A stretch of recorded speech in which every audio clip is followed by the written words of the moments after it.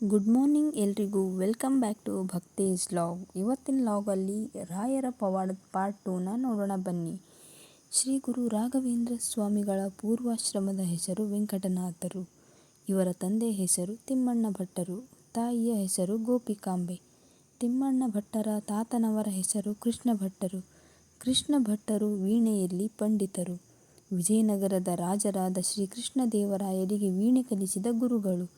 ತಿಮ್ಮಣ್ಣ ಭಟ್ಟರಿಗೆ ವೆಂಕಟನಾಥರನ್ನು ಬಿಟ್ಟು ಇನ್ನೂ ಇಬ್ಬರು ಮಕ್ಕಳು ಗುರುರಾಜ ಮತ್ತು ವೆಂಕಟಾಂಬೆಯವರ ಹೆಸರುಗಳು.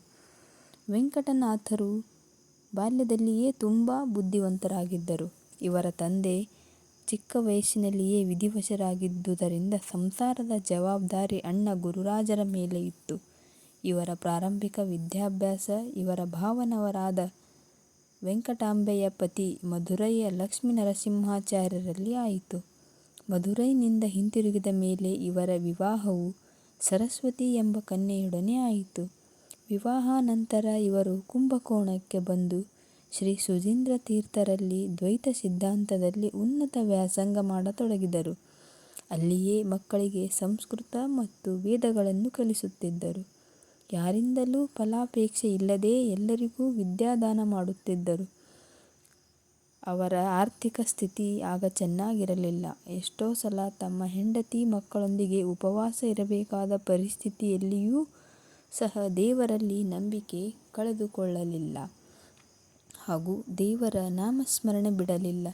ಒಮ್ಮೆ ವೆಂಕಟನಾಥರಿಗೆ ಪತ್ನಿ ಹಾಗೂ ಮಗನ ಸಮೇತ ಒಂದು ಸಮಾರಂಭದಲ್ಲಿ ಪಾಲ್ಗೊಳ್ಳಲು ಆಹ್ವಾನವಿತ್ತು. ಆದರೆ ಆಹ್ವಾನವಿತ್ತವರು ಇವರಿಗೆ ಸರಿಯಾದ ಗೌರವ ನೀಡದೆ ಗಂಧ ತೇಯುವ ಕೆಲಸ ನೀಡಿದರು. ವೆಂಕಟನಾಥರು ಬೇಸರ ಮಾಡಿಕೊಳ್ಳದೆ ಕೊಟ್ಟ ಗಂಧದ ಕೊರಡನ್ನು ತೇಯುವಾಗ ಭಗವಂತನ ಸಂಕಲ್ಪದಿಂದಾಗಿ ಅಗ್ನಿ ಸೂಕ್ತ ಪಠಿಸುತ್ತಾ ತೇಯ್ದರು. ತೇಯ್ದ ಗಂಧವನ್ನು ಲೇಪಿಸಿಕೊಂಡ ವಿಪ್ರರಿಗೆ ಮೈಯೆಲ್ಲ ವಿಪರೀತ ಉರಿ ಶುರುವಾಯಿತು. ಹೀಗಾಗಲು ಕಾರಣ ಹುಡುಕಿ ಹೊರಟ ಮುಖ್ಯಸ್ಥರು ವೆಂಕಟನಾಥನನ್ನು ಕಾರಣ ಕೇಳಿದರು. ವೆಂಕಟನಾಥರು ತಾವು ಅಗ್ನಿಸೂಕ್ತ ಉಚ್ಚರಿಸುತ್ತಾ ಗಂಧ ತೇಯ್ದಿರುವುದರಿಂದ ಹೀಗಾಗಿರಬಹುದೆಂದು ಹೇಳಿದರು. ನಂತರ ಆ ಗೃಹಸ್ಥರು ತಮ್ಮಿಂದಾದ ಅಪರಾಧವನ್ನು ಕ್ಷಮಿಸಿರೆಂದು ಬೇಡಿಕೊಂಡಾಗ ಸ್ವಲ್ಪವೂ ಬೇಸರ ಮಾಡಿಕೊಳ್ಳದೆ ಪುನಃ ಶ್ರೀಹರಿಯನ್ನು ಪ್ರಾರ್ಥಿಸಿ ವರುಣ ಸೂಕ್ತವನ್ನು ಪಠಿಸಿದಾಗ ಸರ್ವರ ಉರಿಯೂ ಶಮನವಾಯಿತು. ಇದು ವೆಂಕಟನಾಥರ ಮಂತ್ರಸಿದ್ಧಿ ಹಾಗೂ ಸಹಾನುಭೂತಿಯ ಬಗ್ಗೆ ಒಂದು ಉದಾಹರಣೆ. ಶ್ರೀ ವೆಂಕಟನಾಥರು ಈಗಾಗಲೇ ಭಾಷ್ಯಗಳಲ್ಲಿ ಪಾರಂಗತರಾಗಿದ್ದರು ಮತ್ತು ಚರ್ಚೆಗಳ ಸಂಕೀರ್ಣತೆಯನ್ನು ಲೆಕ್ಕಿಸದೆ ನಿರಂತರವಾಗಿ ಪ್ರಸಿದ್ಧ ಮತ್ತು ಹೆಸರಾಂತ ವಿದ್ವಾಂಸರ ಮೇಲೆ ಮೇಲುಗೈ ಸಾಧಿಸಿದರು. ಅವರು ಶ್ರೀ ಮೂಲರಾಮ ಮತ್ತು ಶ್ರೀ ಪಂಚಮುಖಿ ಮುಖ್ಯ ಪ್ರಾಣದೇವರು, ಹನುಮಂತನ 5 ಮುಖದ ರೂಪ, ಪಂಚ ಎಂದರೆ 5, ಮುಖ ಎಂದರೆ ಮುಖಗಳು, ಅವರ ಉತ್ಕಟ ಭಕ್ತರಾಗಿದ್ದರು. ಅವರು ತಮ್ಮ ಪೂರ್ವಾಶ್ರಮ ಜೀವನದ ಬಹುಭಾಗವನ್ನು ಮಕ್ಕಳಿಗೆ ಸಂಸ್ಕೃತ ಮತ್ತು ಪ್ರಾಚೀನ ವೈದಿಕ ಗ್ರಂಥಗಳನ್ನು ಕಲಿಸುವಲ್ಲಿ ಕಳೆದರು. ರಾಯರು ತಮ್ಮ ಸೇವೆಗಳಿಗೆ ಎಂದಿಗೂ ಹಣ ಕೇಳಲಿಲ್ಲ ಮತ್ತು ಅವರ ಪತ್ನಿ ಮತ್ತು ಮಗನೊಂದಿಗೆ ಬಡತನದ ಜೀವನವನ್ನು ಸಹಿಸಿಕೊಂಡರು. ಅವರು ವಾರದಲ್ಲಿ ಹಲವಾರು ಬಾರಿ ಆಹಾರವಿಲ್ಲದೇ ಇದ್ದರು. ಕೆಲವೊಮ್ಮೆ ಅವರ ಪತ್ನಿಗೆ ಬದಲಾಯಿಸಲು ಬಟ್ಟೆ ಇರಲಿಲ್ಲ. ಇದರಿಂದಾಗಿ ಆಕೆಯ ದೈನಂದಿನ ಬದಲಾಯಿಸುವ ಬಟ್ಟೆಗಳು ಒಣಗಿದಾಗ ಅವಲಂಬಿಸಬೇಕಾಯಿತು. ಅವಳು ಸೀರೆಯಲ್ಲಿ ಅರ್ಧ ಭಾಗ ಉಟ್ಟು ಇನ್ನೊಂದು ಅರ್ಧ ಭಾಗ ಒಣಗುವವರೆಗೂ ಕಾಯುತ್ತಿದ್ದಳು ಮತ್ತು ಅದನ್ನು ಅವಳ ಸುತ್ತಲೂ ಸುತ್ತಿಕೊಳ್ಳುತ್ತಿದ್ದಳು. ಆದರೆ ಅವರು ಉನ್ನತ ಆಧ್ಯಾತ್ಮಿಕ ಮಟ್ಟಕ್ಕಾಗಿ ತಮ್ಮ ಅನ್ವೇಷಣೆಯಲ್ಲಿ ಎಷ್ಟು ಶ್ರದ್ಧೆಯಿಂದಿದ್ದರು ಎಂದರೆ ಈ ಅಡೆತಡೆಗಳು ಭಗವಂತನಲ್ಲಿ ಅವರ ನಂಬಿಕೆಯನ್ನು ಎಂದಿಗೂ ತಡೆಯಲಿಲ್ಲ. ಒಮ್ಮೆ ಅವರು ತಮ್ಮ ಪತ್ನಿಯೊಂದಿಗೆ ಕುಂಭಕೋಣಂ ಪ್ರವಾಸ ಮಾಡುತ್ತಿದ್ದಾಗ ಶ್ರೀ ವೆಂಕಟನಾಥ ಮತ್ತು ಅವರ ಕುಟುಂಬವನ್ನು ಒಂದು ಸಮಾರಂಭಕ್ಕೆ ಆಹ್ವಾನಿಸಲಾಯಿತು ಎಂದು ಈಗಾಗಲೇ ಹೇಳಲಾಗಿದೆ. ನಂತರ ಶ್ರೀ ವೆಂಕಟನಾಥರು ಮತ್ತೆ ಪಾಯಸವನ್ನು ತಯಾರಿಸಿದರು. ಆದರೆ ಈ ಬಾರಿ ವರುಣನಿಗೆ ವೇದ ಮಂತ್ರಗಳನ್ನು ಪಠಿಸಿದರು. ಅತಿಥಿಗಳು ಈ ಪಾಯಸವನ್ನು ಹಚ್ಚಿದಾಗ ಅವರು ಮಳೆನೀರಿನಲ್ಲಿ ಮುಳುಗಿದಂತೆ ಭಾಸವಾಯಿತು. ಇದು ಶ್ರೀ ವೆಂಕಟನಾಥರ ಭಕ್ತಿಯ ಶಕ್ತಿಯನ್ನು ಪುನರುಚ್ಚರಿಸಿತು ಎಂದು ದಾಖಲಿಸಲಾಗಿದೆ. ರಾಘವೇಂದ್ರರು ಸನ್ಯಾಸ ದೀಕ್ಷೆಯನ್ನು ತೆಗೆದುಕೊಂಡ ಕ್ಷಣದ ಬಗ್ಗೆ ನೋಡೋಣ ಬನ್ನಿ. ಹೀಗೆ ಅವರ ಜೀವನ ದೇವರ ಪೂಜೆ ಮತ್ತು ಮಾನವ ಸೇವೆಯಲ್ಲಿ ಕಳೆದಾಗ ಅವರ ಆಧ್ಯಾತ್ಮಿಕ ಗುರು ಶ್ರೀ ಸುಧೀಂದ್ರ ತೀರ್ಥರು ತಮ್ಮ ಗಣಿತಕ್ಕೆ ಉತ್ತರಾಧಿಕಾರಿಯನ್ನು ಹುಡುಕುತ್ತಿದ್ದರು. ಅವರಿಗೆ ಒಂದು ಕನಸು ಬಿತ್ತು. ಅದರಲ್ಲಿ ಶ್ರೀ ವೆಂಕಟನಾಥರು ತಮ್ಮ ಉತ್ತರಾಧಿಕಾರಿಯಾಗಿ ಪೀಠಾಧಿಪತಿಯಾಗಲು ಸರಿಯಾದ ವ್ಯಕ್ತಿ ಎಂದು ಭಗವಂತ ಸೂಚಿಸಿದರು. ಶ್ರೀ ವೆಂಕಟನಾಥರು ತಮ್ಮ ಯುವ ಪತ್ನಿ ಮತ್ತು ಮಗನ ಮೇಲಿನ ಜವಾಬ್ದಾರಿಯಿಂದಾಗಿ ಆರಂಭದಲ್ಲಿ ನಿರಾಕರಿಸಿದರು. ಆದರೆ ಶೀಘ್ರದಲ್ಲೇ ವಿದ್ಯೆಯ ದೇವತೆಯಿಂದ ಆಶೀರ್ವದಿಸಲ್ಪಟ್ಟರು. ಅಲ್ಲಿ ಅವರು ಕನಸಿನಲ್ಲಿ ಸನ್ಯಾಸಿಯಾಗಿ ಮೋಕ್ಷವನ್ನು ಪಡೆಯಬೇಕೆಂದು ಸೂಚಿಸಿದರು. ಶ್ರೀ ವೆಂಕಟನಾಥರು ಇದನ್ನು ಶಕುನವೆಂದು ಪರಿಗಣಿಸಿ ತಮ್ಮ ಮನಸ್ಸನ್ನು ಬದಲಾಯಿಸಿದರು. ಸನ್ಯಾಸ ದೀಕ್ಷೆಯು 1621ರಲ್ಲಿ ತಂಜೂರಿನ ಫಾಲ್ಗುಣಿ ಶುಕ್ಲ ದ್ವಿತೀಯದಂದು ನಡೆಯಿತು. ಶ್ರೀಮತಿ ಸರಸ್ವತಿಯ ಮೋಕ್ಷ. ಶ್ರೀ ವೆಂಕಟನಾಥರು ಸನ್ಯಾಸಾಶ್ರಮಕ್ಕೆ ಏರಿದ ದಿನದಂದು ಅವರ ಪತ್ನಿ ಶ್ರೀಮತಿ ಸರಸ್ವತಿಯವರಿಗೆ ತನ್ನ ಪತಿಯ ಮುಖವನ್ನು ಕೊನೆಯ ಬಾರಿಗೆ ನೋಡುವ ಹಠಾತ್ ಆಸೆ ಉಂಟಾಯಿತು. ಗಾಳಿಗೆ ತುತ್ತಾಗದಂತೆ ಎಚ್ಚರ ವಹಿಸಿ ಮಠದ ಕಡೆಗೆ ಓಡಿದಾಗ ಅವರನ್ನು ಹಿಂತಿರುಗಿಸಲಾಯಿತು. ತನ್ನ ಪತಿಯನ್ನು ಇನ್ನು ಮುಂದೆ ನೋಡಲು ಸಾಧ್ಯವಾಗದ ಕಾರಣ ದಾರಿಯಲ್ಲಿ ಹಳೆಯ ಮತ್ತು ಬಳಕೆಯಾಗದ ಬಾವಿಯಲ್ಲಿ ಮುಳುಗಿ ಆತ್ಮಹತ್ಯೆ ಮಾಡಿಕೊಂಡಳು. ಹಿಂದೂ ಧರ್ಮದ ತತ್ವಗಳ ಪ್ರಕಾರ ಆಕೆಯ ಅಕಾಲಿಕ ಮರಣದಿಂದಾಗಿ ಸ್ವರ್ಗ ಮತ್ತು ಭೂಮಿಯ ನಡುವೆ ಸಿಕ್ಕಿಬಿದ್ದ ಪ್ರೇತವಾದಳು. ತನ್ನ ಪತಿಯನ್ನು ನೋಡುವ ಕೊನೆಯ ಆಸೆ ಈಡೇರದ ಕಾರಣ ಆಕೆಯ ಪ್ರೇತವು ಮಠಕ್ಕೆ ದೀಕ್ಷೆ ನೀಡುವ ಕಾರ್ಯವನ್ನು ವೀಕ್ಷಿಸಲು ಹೋಯಿತು.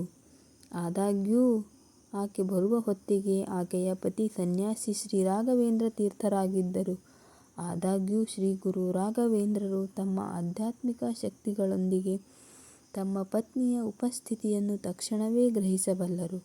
ಆಕೆಯ ಕೊನೆಯ ಆಸೆಯನ್ನು ಈಡೇರಿಸುವ ಸಾಧನವಾಗಿ ಅವರು ತಮ್ಮ ಕಮಂಡಲುವಿನಿಂದ ಸ್ವಲ್ಪ ಪವಿತ್ರ ನೀರನ್ನು ಆಕೆಯ ಮೇಲೆ ಸಿಂಪಡಿಸಿದರು. ಈ ಕ್ರಿಯೆಯು ಆಕೆಗೆ ಜನನ ಮತ್ತು ಮರಣಗಳ ಚಕ್ರದಿಂದ ಮೋಕ್ಷ ಅಥವಾ ವಿಮೋಚನೆಯನ್ನು ನೀಡಿತು ಮತ್ತು ಶ್ರೀ ರಾಘವೇಂದ್ರ ಸ್ವಾಮಿಗಳಿಗೆ ಜೀವಮಾನದ ಸಮರ್ಪಿತ ಮತ್ತು ನಿಸ್ವಾರ್ಥ ಸೇವೆಗೆ ಅವಳ ಪ್ರತಿಫಲವೆಂದು ಪರಿಗಣಿಸಲಾಯಿತು. ಸುಧೀಂದ್ರ ತೀರ್ಥ ಸ್ವಾಮೀಜಿಗಳ ಬಗ್ಗೆ ನೋಡೋಣ ಬನ್ನಿ. ಈ ಪೀಠವನ್ನು ಶ್ರೀ ರಾಘವೇಂದ್ರ ಸ್ವಾಮಿಗಳಿಗೆ ಹಸ್ತಾಂತರಿಸಿದ ನಂತರ ಅವರ ಗುರುಗಳಾದ ಶ್ರೀ ಸುಧೀಂದ್ರ ತೀರ್ಥ ಸ್ವಾಮೀಜಿ ತಮ್ಮ ಸ್ವರ್ಗೀಯ ವಾಸಸ್ಥಾನಕ್ಕೆ ತೆರಳಿದರು. ಅವರ ಬೃಂದಾವನವನ್ನು ಹಂಪಿಯ ಬಳಿ ಆನೆಗುಂದಿಯಲ್ಲಿ ಶ್ರೀ ರಾಘವೇಂದ್ರ ಸ್ವಾಮಿಗಳ ವೈಯಕ್ತಿಕ ಮೇಲ್ವಿಚಾರಣೆಯಲ್ಲಿ ನಿರ್ಮಿಸಲಾಯಿತು. ಶ್ರೀ ಸುಧೀಂದ್ರ ತೀರ್ಥ ಸ್ವಾಮಿಗಳ ಬೃಂದಾವನವು ಆ ಸ್ಥಳದಲ್ಲಿ 9ನೇ ಬೃಂದಾವನವಾಗಿದ್ದು, ಈ ಪ್ರದೇಶಕ್ಕೆ ನವ ಬೃಂದಾವನ ಎಂಬ ಜನಪ್ರಿಯ ಹೆಸರನ್ನು ಗಳಿಸಿತು. ಇದು ಮಾಧ್ವರಿಗೆ ಅತ್ಯಂತ ಪವಿತ್ರ ಯಾತ್ರಾ ಕೇಂದ್ರವಾಗಿದೆ. ಶ್ರೀ ಯಾದವೇಂದ್ರ ತೀರ್ಥರು ಮತ್ತು ಶ್ರೀ ರಾಘವೇಂದ್ರ ಸ್ವಾಮಿಗಳು. ಶ್ರೀ ರಾಘವೇಂದ್ರ ಸ್ವಾಮಿಗಳು ಮಠದ ಪೀಠಾಧಿಪತಿಗಳಾಗಿ ಸ್ಥಾನ ಪಡೆಯುವ ಬಹಳ ಹಿಂದೆಯೇ ಶ್ರೀ ಸುಧೀಂದ್ರ ತೀರ್ಥ ಸ್ವಾಮೀಜಿಯವರು ಶ್ರೀ ಯಾದವೇಂದ್ರ ತೀರ್ಥರಿಗೆ ಸನ್ಯಾಸ ನೀಡಿದ್ದರು. ದಕ್ಷಿಣ ಭಾರತದಾದ್ಯಂತ ತಮ್ಮ ತೀರ್ಥಯಾತ್ರೆಯಿಂದ ತಂಜಾವೂರಿಗೆ ಹಿಂತಿರುಗಿದಾಗ ಶ್ರೀ ರಾಘವೇಂದ್ರ ಸ್ವಾಮಿಗಳು ಅವರನ್ನು ಮಠದ ಪೀಠಾಧಿಪತಿಯನ್ನಾಗಿ ಮಾಡಲು ಮುಂದಾದರು ಮತ್ತು ಶ್ರೀ ಮೂಲರಾಮನ ವಿಗ್ರಹಗಳನ್ನು ಅವರಿಗೆ ಅರ್ಪಿಸಿದರು. ಆದಾಗ್ಯೂ ಶ್ರೀ ರಾಘವೇಂದ್ರ ಸ್ವಾಮಿಗಳು ಮಠಕ್ಕೆ ಪೀಠಾಧಿಪತಿಗಳಾಗಿರುವುದನ್ನು ನೋಡಿದ ಶ್ರೀ ಯಾದವೇಂದ್ರ ತೀರ್ಥರು ಆ ಪೀಠಾಧಿಪತಿಗಳಾಗಿದ್ದ ಭಕ್ತಿ ಮತ್ತು ಆಧ್ಯಾತ್ಮಿಕ ಪರಾಕ್ರಮವನ್ನು ನೋಡಿ ಪೀಠಾಧಿಪತಿಗಳನ್ನು ನಿರಾಕರಿಸಿ ತಮ್ಮ ತೀರ್ಥಯಾತ್ರೆಯನ್ನು ಮುಂದುವರಿಸಿದರು. ಹೀಗೆ ಶ್ರೀ ರಾಘವೇಂದ್ರ ಸ್ವಾಮಿಗಳು ಕುಂಭಕೋಣಂನಿಂದ ದ್ವೈತ ವೇದಾಂತವನ್ನು ಶ್ರೀಮಂತಗೊಳಿಸುವುದನ್ನು ಮುಂದುವರಿಸಿದರು. ಅಲ್ಲಿ ಹಲವಾರು ಶಿಷ್ಯರು ಮಠವನ್ನು ಸೇರಿದರು. ಕುಂಭಕೋಣಂ ಬರ. ಶ್ರೀ ರಾಘವೇಂದ್ರ ಸ್ವಾಮಿಗಳು ಕುಂಭಕೋಣಂನಲ್ಲಿದ್ದಾಗ ತಂಜಾವೂರು ಜಿಲ್ಲೆ ಇಡೀ 12 ವರ್ಷಗಳ ಕಾಲ ತೀವ್ರ ಬರಗಾಲದಿಂದ ತತ್ತರಿಸಿತ್ತು. ತಂಜಾವೂರು ನಾಯಕ್ ದೊರೆ ಸೇವಪ್ಪ ನಾಯಕ್ ಆಧ್ಯಾತ್ಮಿಕ ಸಾಂತ್ವನಕ್ಕಾಗಿ ಸ್ವಾಮೀಜಿಯನ್ನು ಸಂಪರ್ಕಿಸಿದರು ಮತ್ತು ಕೆಲವು ಯಜ್ಞಗಳನ್ನು ಮಾಡುವಂತೆ ಸೂಚಿಸಲಾಯಿತು. ಈ ಯಜ್ಞಗಳನ್ನು ಅಂದರೆ ಯಜ್ಞದ ವಿಧಿಗಳನ್ನು ನೆರವೇರಿಸಿದ ಕೂಡಲೇ ಆ ಪ್ರದೇಶವು ಮಳೆ ಮತ್ತು ಸಮೃದ್ಧಿಯಿಂದ ತುಂಬಿ ತುಳುಕಿತು. ಕೃತಜ್ಞತೆಯ ಸಂಕೇತವಾಗಿ ಮಹಾರಾಜರು ಮಠಕ್ಕೆ ಅಮೂಲ್ಯ ಕಲ್ಲುಗಳಿಂದ ಅಲಂಕರಿಸಿದ ಹಾರವನ್ನು ಉಡುಗೊರೆಯಾಗಿ ನೀಡಿದರು. ಸ್ವಾಮೀಜಿ ಆ ಹಾರವನ್ನು ತಾವು ಈಗ ನಡೆಸುತ್ತಿದ್ದ ಯಜ್ಞಕ್ಕೆ ಕಾಣಿಕೆಯಾಗಿ ಅರ್ಪಿಸಿದರು. ಈ ಕ್ರಿಯೆಯಿಂದ ಮಹಾರಾಜರು ಅಸಮಾಧಾನಗೊಂಡರು. ಸ್ವಾಮೀಜಿ ಇದನ್ನು ಅರಿತುಕೊಂಡಾಗ ಅವರು ತಕ್ಷಣವೇ ಹೋಮಕುಂಡದೊಳಗೆ ತಮ್ಮ ಕೈಯನ್ನು ಹಾಕಿ ರಾಜನು ಅವರಿಗೆ ನೀಡಿದ್ದ ಸ್ಥಿತಿಯಲ್ಲೇ ಹಾರವನ್ನು ಮರಳಿ ಪಡೆದರು. ಹಾರವಾಗಲಿ ಅಥವಾ ಸ್ವಾಮೀಜಿಯ ಕೈಯಾಗಲಿ ಉರಿಯುತ್ತಿರುವ ಬೆಂಕಿಯಲ್ಲಿ ಸಿಲುಕಿರುವ ಯಾವುದೇ ಸೂಚನೆ ಇರಲಿಲ್ಲ.